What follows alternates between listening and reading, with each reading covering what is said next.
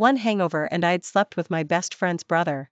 I'd been in love with Ethan for 20 years, and he'd spent every one of them giving me the cold shoulder. That was, until I woke up in his bed with the mother of all hangovers. Love bites covered every inch of his skin. I yanked my pants on and ran. I hid out at my childhood fiancé's place. Never expected Ethan to tear the city apart looking for me. The man famous for his granite control cornered me, eyes bloodshot, and rasped, "Why don't you want me?" Before we go any further, hit subscribe and drop a comment telling us where you're listening. My family is the richest in Riverdale, retail royalty since my great-grandfather's day. When I was 5, the house next door sold to a new clan, the Sterlings. They were somehow even richer, instantly stealing our #1 crown. That fact galled me. One afternoon I watched a black Sterling town hall pull up. A little boy climbed out. I scurried over on stubby legs and yanked his backpack. "Hey, freeze!" I barked. He turned around, slowly. The moment I saw his face, the tongue lashing got stuck in my throat. Gulp, I even swallowed drool. He was that gorgeous, prettier than Kingsley's doll-like Chase. My bluster evaporated. I stammered, "What's your name?" "Ethan," he answered, deadpan. "I've always malfunctioned around pretty boys. I've got my eye on you." Scram. Still not a flicker of emotion. Either he hated smiling or he was an actual robot. What a waste of a face. I trudged home, sighing theatrically. Mom asked what was wrong. I lamented, the cute kid next door might be a dummy. She burst out laughing. "He's a certified prodigy, same age as you, 3 grades above." Cue my blank stare. Turns out he wasn't stupid, he just didn't care. To crack his armor I tried every trick in the book. He still treated me like background noise. So I targeted his little sister instead. I bribed Stella with my favorite doll, instant best friend status. She twirled the toy, rapt. I pounced. "What's Ethan scared of?" She shook her head. "Nothing." "Okay, what does he like?" Another shrug. "Nothing." "Impossible. Everyone likes something." She pondered, pigtails bobbing. "Well, studying. He loves textbooks." A kid whose hobby was homework, yawn. A wicked plan sparked. Next day Sterling dragged Ethan into our living room. My gut screamed abort, but Mom ordered, "Sophie, front and center." 3 pairs of eyes skewered me. On the coffee table sat my graffitied textbooks, my artwork on every cover. Mom jabbed a finger. "Did you do this?" I caved with a guilty nod. Ethan's expression stayed flat. "Tattletale," I fumed. "He's loving this." Mom yanked me across her knee. Public spanking in broad daylight, dignity shredded. I wailed like a banshee. Yet the swats never landed. Ethan had seized Mom's sleeve. "Don't hit her, Aunt Eleanor." Sniffling, I gazed through tears. He'd never looked taller. From that second I became his permanent tail. Why did God waste that face on a robot? This month alone I'd intercepted 50 love letters and 30 confessions. Exhausting work, though 90% motivated by pure jealousy. Thanks to me he still never had a girlfriend. Stella thinks I'm merely a devoted sidekick keeping dirt away from her prince. From grade school through grad school my relentless assault finally coaxed the occasional non-scowl. Still, smiles are rare. When I nap on his lecture notes and wake up in a drool puddle his composure cracks, disgust flickering across his face. That's as daring as I get. Normally reckless, around Ethan I'm a mouse, terrified one wrong move will exile me from his orbit. 20 years blinked by. Ethan now runs Sterling, headlines every business mag. He also tops Riverdale's most eligible bachelor list. Women leave him cold, though, which tortures his parents. They've started speculating about possible, mechanical malfunctions. Honestly, I wonder too. A voluptuous, willing me has orbited him for 2 decades, zero reaction. What else could it be? Word is the Sterlings booked him another arranged date. Usually he refuses, so I stays in. This time he didn't. I guarded his virginity like Fort Knox for 20+ years, only to watch some stranger waltz in. My blood boiled. I dragged Stella to a rooftop bar to rage drink. 2 cocktails and she flatlined. I kept chugging, killed an entire bottle of whiskey on my own. Blurry memories, Ethan striding over on runway legs, perfect features filling my vision. My hands developed minds of their own. I woke at dawn, body aching, skull splitting, classic hangover. I rolled over and touched warm skin. Panic detonated. Had some bargain bin stripper taken advantage? Please no, those guys were trolls. I'd preserved myself for Ethan all these years. I braced myself, peaked, and froze. Ethan. Not a single male in Riverdale matched that face. We were both stark naked, no need for imagination. Flashbacks assaulted me hugging his waist, groping lower, ripping his shirt, begging him to stay, then, cowgirl rodeo. I'd actually jumped him? Brain short-circuited. Plan, run before he woke. I tiptoed, collected scattered clothes, exhaled when he stayed motionless, then bolted. A cool voice behind me commanded, Shaolin, bring Sterling back. I panicked. Couldn't go home, couldn't text Stella. Saving face mattered, my crush stayed classified. Stella still believed I was her partner in anti-Ethan snark. If she discovered I'd bedded him, her supposed ally gunning for sister-in-law status, she'd murder me. Only sanctuary, Kingsley Estate. Chase, my partner in mischief since sandbox days. We hadn't spoken since I overheard grandfather plotting a merger marriage between our families, but fate nudged me. His Porsche purred up the driveway just as I arrived. He reeked of vodka and smoke, eyes bloodshot, another all-nighter. Look who's here, he drawled, eyebrow cocked. The queen of unanswered calls and ghosted iMessages. He ambled over, 6'3" frame eclipsing the sun, leaving me eye level with his pecs. Objectively, Chase had grown into his looks. Still lagged behind Ethan, though. I tipped my chin. I need to crash here a few days, radio silence, got it? He closed the gap, smirking. Stopped chasing the ice prince? Of course he'd poke that wound. I forced a laugh. Is he made of money? Why would I chase him? Yes or no, Kingsley? He whistled, pitched the keys to the butler, sauntered inside. When have I ever said no? Stay forever if you want.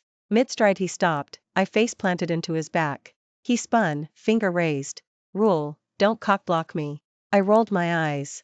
Stop ruining reputations and you won't need a scapegoat. Try being more like, almost said Ethan. I bit my tongue. Chase leaned in, wicked grin. Awful rep, so what? I've still got you for damage control. Word is grandfather wants a Sterling Kingsley merger marriage, why not pick me? I looked him over. And marry you for what? Your absence or your hygiene problem? Chase tugged his collar, took a whiff. I wrinkled my nose and muttered, I smell amazing, okay? Plenty of girls line up for a shot with me. I rolled my eyes, ignored him, and brushed past toward the staircase. I could find my way around the Kingsley estate blindfolded. They even kept a bedroom reserved for me on the second floor. Chase might be unreliable about everything else, but he knew how to keep his mouth shut.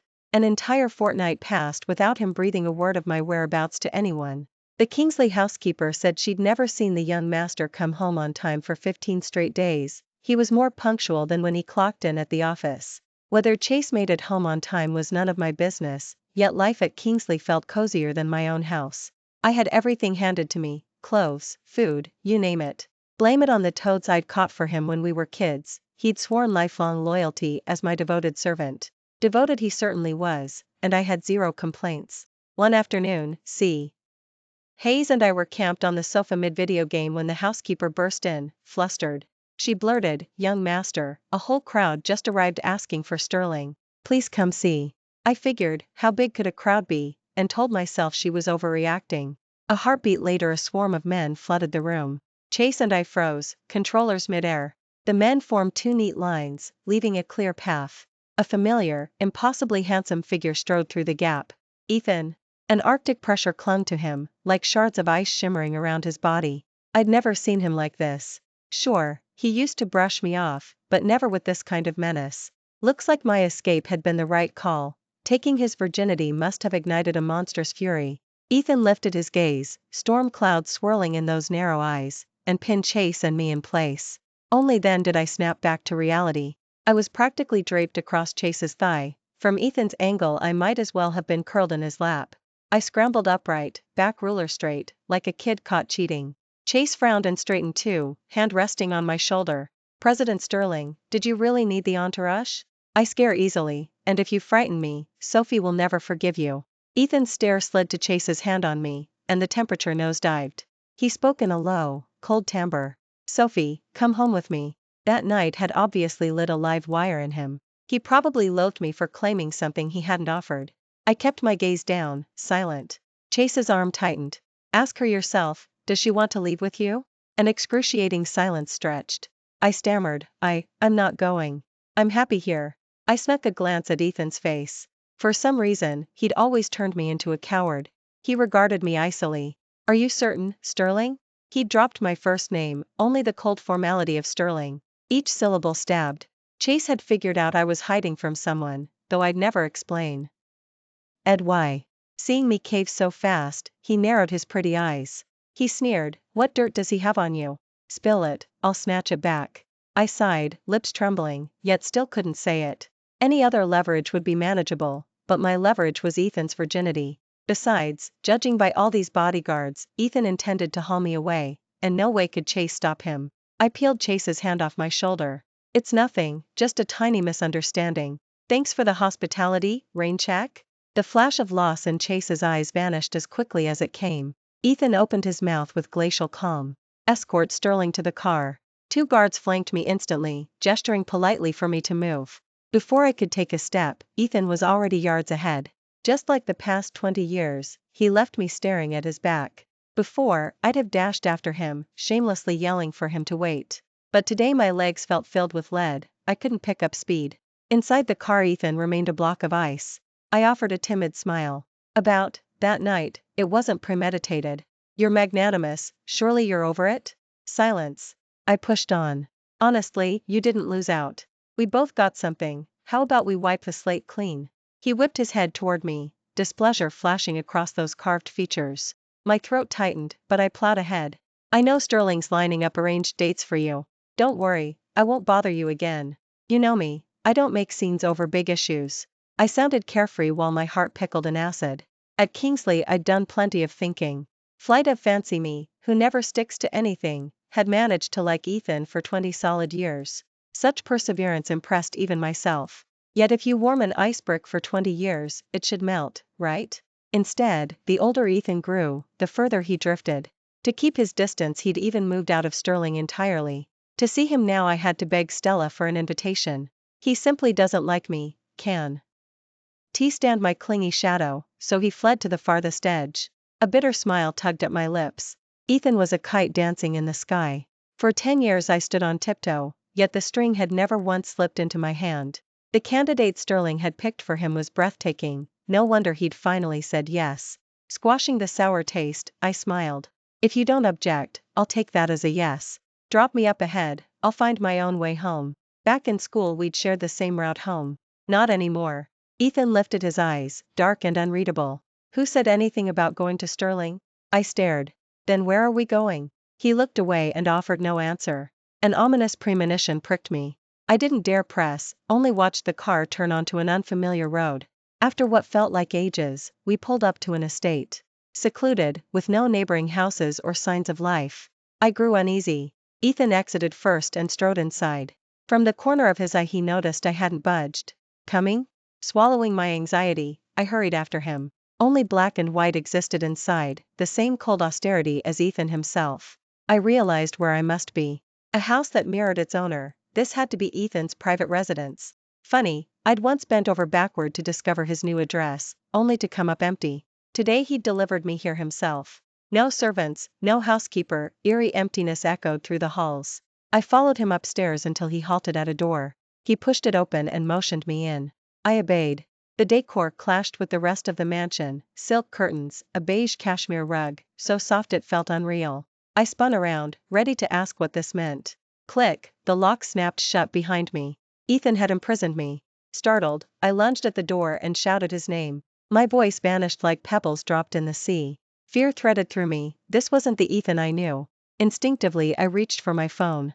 That's when I remembered he'd confiscated it the moment we left Kingsley. What on earth did Ethan want? If he was angry about sleeping together, yelling or even a slap would make sense, but locking me up? Was the plan to starve me and dispose of the evidence? A chill crawled over the back of my neck. He was capable of it. His perfectionism bordered on obsession. Back in school he'd been chosen to give a speech. Right before walking on stage I'd spilled coffee on his white shirt. Too scared to confess, I said nothing. When the official photos came out, he glanced once, said nothing, and never wore white again. I should have known, Ethan, who couldn't tolerate a single fleck of dust, wouldn't let me off easy. I paced the room, mapping escape routes. Night fell before Ethan reappeared, carrying baked salmon, my favorite. After the last bite, I asked, when will you let me leave? Grandfather will worry. He gave a cold laugh. Did that cross your mind while you hid at Kingsley? I had no retort. I switched angles.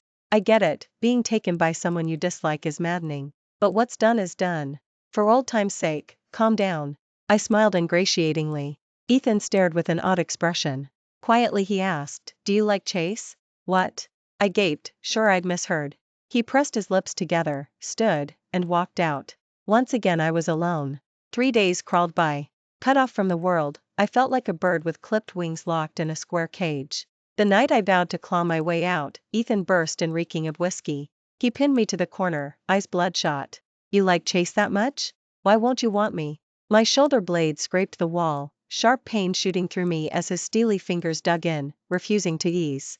I gasped, you're hurting me. Ethan didn't hear, repeating the same question over and over. This uncharacteristic loss of control, 20 years in the making. No, on second thought, there had actually been one other time. On my 18th birthday I'd decked the whole party out in the black Ethan loved. I'd put on the gown I'd chosen months in advance.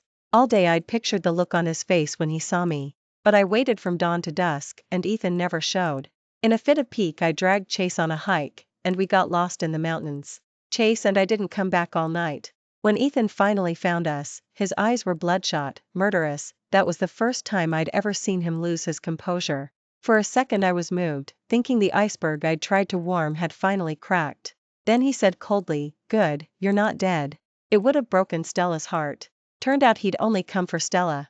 I yanked my thoughts back and swallowed the ache. Looking straight at the man in front of me, I said, who I love, do you seriously not know?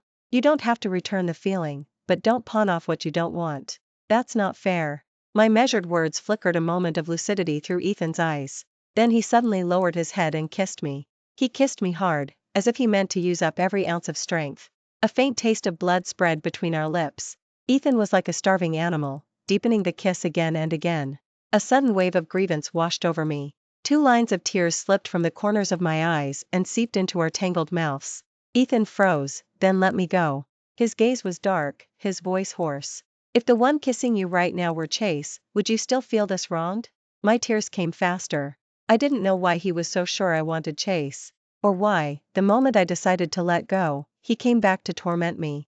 The kiss I'd dreamed of for 20 years tasted nothing like the sweetness I'd imagined. Ethan, you bastard, I muttered, wiping my face. At that he pressed in again. Warm breath brushed my ear. Then I'll be a bastard to the end. My heart lurched, and the next second I was flat on the bed. I struggled, but he pinned me fast. We'd already slept together once that night, but I'd been too drunk to remember a thing. Now I was painfully sober. The bob of his throat, the veins ridging his arms, the sculpted planes of his torso, all of it filled my vision. What is this, Ethan? I spat. Revenge? Does humiliating me make you happy? His long fingers traced my collarbone, sending a shiver through me. I gasped, then bit my lip hard. His gaze turned darker, lust flooding in. Sophie, does playing with me make you happy? He was talking in riddles. I wanted to ask what he meant, but reason was slipping away.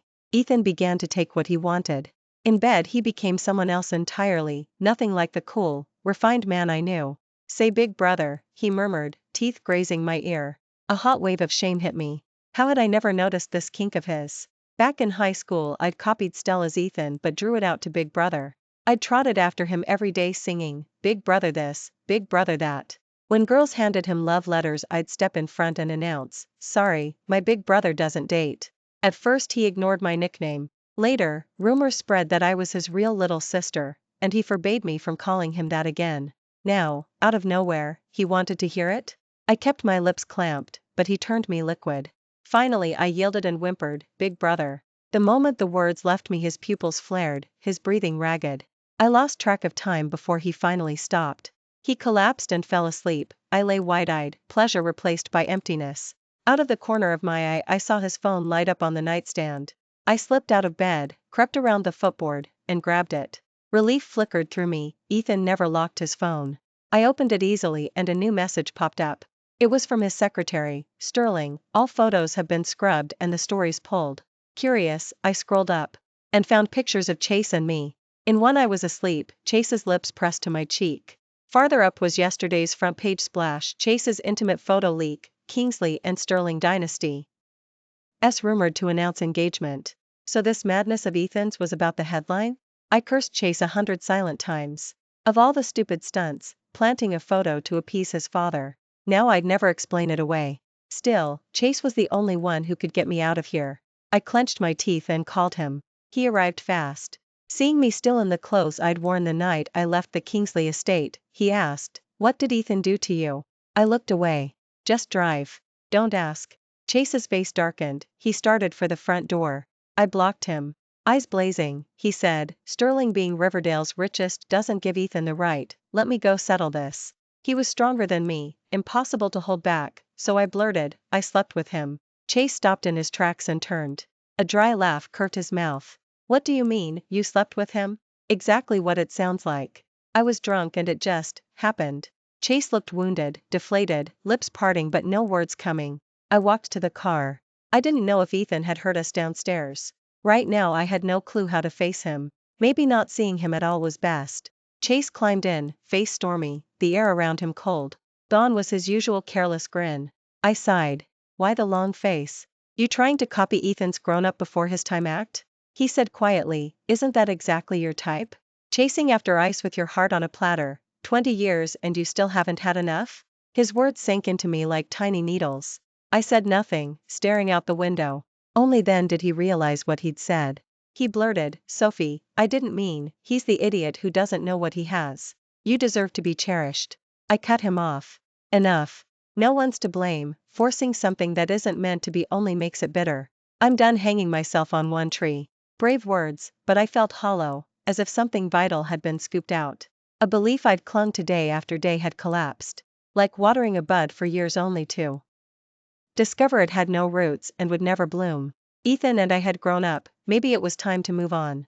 I gazed blankly outside, lost in that thought. Then I spotted a familiar license plate in the side mirror. Ethan had caught up. "Drive faster," I urged. Ethan accelerated like a maniac. Finally he forced us onto the shoulder, another inch and he'd have smashed his own driver's side door. I jumped out. "Are you insane? You could have killed us."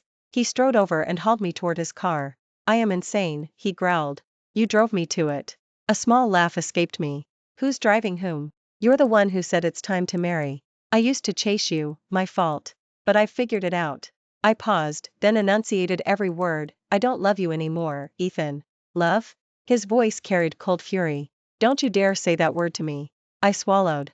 I'd known he didn't love me back, but I hadn't realized the very sound of it disgusted him. I studied his profile, still heart-stopping, etched into my memory. Close my eyes and I can trace every line of it. For 20 years Ethan had mostly shown me his back or that perfect side view. I'd played the clown, desperate for another glance, only to earn more of his contempt. I drew a steady breath. "Let's part civilly, Ethan. Don't make this uglier than it has to be. For Stella's sake, if nothing else." The moment the words left me he floored the accelerator, leaving Chase's car far behind. I hadn't expected this level of recklessness as he tore up Ridgecrest, hairpin after hairpin, never easing off the gas. Cliff edge flashing past, I felt true fear. Softening my tone, I said, "I shouldn't have slipped away twice. Take me back. I won't run again. When you're calm I'll leave, okay?" "Ethan, I'm scared. Please don't scare me like this." My voice quavered. At last he eased off the speed. But he still didn't stop. I exhaled, shoulders sagging against the seat. Then Ethan spoke, low and hollow, "Sophie, the brakes are gone." His knuckles whi tend on the wheel. Silence swallowed the car. My life flashed before me, page after page of Ethan. A wry smile touched my lips. All those wasted years, and now, at the very end, I was going to die with him. I tried to sound light. "We're old acquaintances, after all. When we're both down there, pull some strings for me." Ethan's voice was low. "You're going to be fine." Even now, he still sounded utterly sure of himself. I had to ask, "In your entire life, has anything ever actually defeated you?" A stretch of silence, then he spoke. "Yes." He looked straight at me while he said it, something tangled in his eyes I couldn't read, just like I'd never understood what Ethan wanted. In the past I'd been too afraid to ask more, terrified he'd think I was stupid. Today we were going to die anyway, so I found my courage. "What was it?" Ethan parted his lips and gave me a single syllable. Before I could catch it, a deafening crash exploded beside my ear. The car slammed head-on into the cliff. At the instant of impact Ethan undid his seat belt and threw his body over mine. The sight of him lunging for me, reckless, smashed into my heart like a second collision. My ears rang, then everything went black. I don't know how long I was out. When I came to, Ethan was slumped across me, blood covering his face. Ethan, wake up. I called his name over and over, he didn't stir. Luckily the car hadn't twisted too badly. I crawled out of the passenger side and tried to drag him free. His leg was pinned in the driver's footwell, no matter how I hauled, it wouldn't budge. An envelope slipped from inside his jacket. The contents scattered across the ground. I sagged against the doorframe, then froze when I saw what had fallen. One piece of paper and a star bracelet. The paper was yellowed, edges soft, and every line read, "Sophie likes Chase." My handwriting, younger, loopier. So Ethan had come to my 18th birthday after all. That night we'd played Truth or Dare. I lost and picked Dare. Eve. Ryan booed until I promised to confess to Chase. To me, Chase was just another Stella, basically a girlfriend with better aim. I couldn't force the words out, so I wrote them instead. I filled the whole page before they let me off the hook. Later the paper vanished. Turned out Ethan had picked it up. No wonder he'd kept insisting I was into Chase. He'd misunderstood, probably for years. I lifted the bracelet. A memory rushed back, boys braiding star bracelets for the girls they liked. The rumor that any girl wearing one was already claimed. I'd once told Ethan, the day you give me a star bracelet, my life will be complete. I'd tossed it off without thinking. Knowing him, I'd never expected it to happen. On that birthday I'd only hoped he would show. Not only had he come, he'd remembered, and he'd brought a gift. I was seeing it only now, when we might both be dying. My eyes stung. The next second, tears blurred the ink. I brushed the bracelet clean, tucked it gently into my pocket. The knots were lopsided, but it was the first thing he'd ever given me. Using the car door, I pushed myself upright. Just then Chase's car screeched to a stop in front of me. Ethan and I were rushed to Riverdale. I had a few scrapes, Ethan was a wreck. Shielding me, he'd taken the windshield's impact through his left arm, bone visible, and his leg might never be the same if the surgery didn't go perfectly. When the Sterlings arrived, they grilled me about the crash. My throat felt raw, I didn't know where to begin. I kept my fingers curled around the bracelet in my pocket and prayed he'd open his eyes. I still had explanations to make.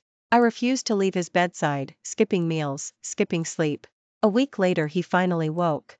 I was dozing with my head on his mattress when a soft touch stroked my hair. I lifted my face and found Ethan smiling, pale, exhausted, but unmistakably awake. When our eyes met, he tried to pull his hand away and the smile cooled.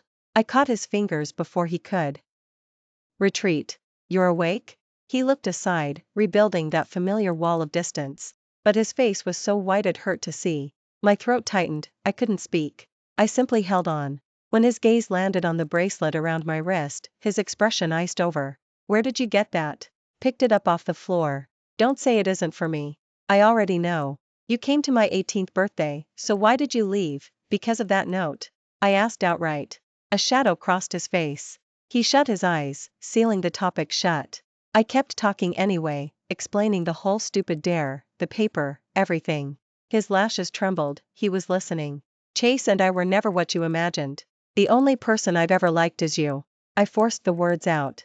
Ethan opened his eyes and turned toward me. Is that real liking? He asked, or just the bet you made? What bet? You told them you couldn't stand cold, arrogant types. You boasted you'd bag me for the fun of it. Shock left me speechless. Of course he'd overheard, nothing with Ethan was ever coincidence. Anyone else would have confronted me and cleared the air. Only Ethan would bottle it up for life, carry it silently to the grave. Looking back, the distance between us had started that very night. Once he moved out of the estate, he was untouchable. I met his stare.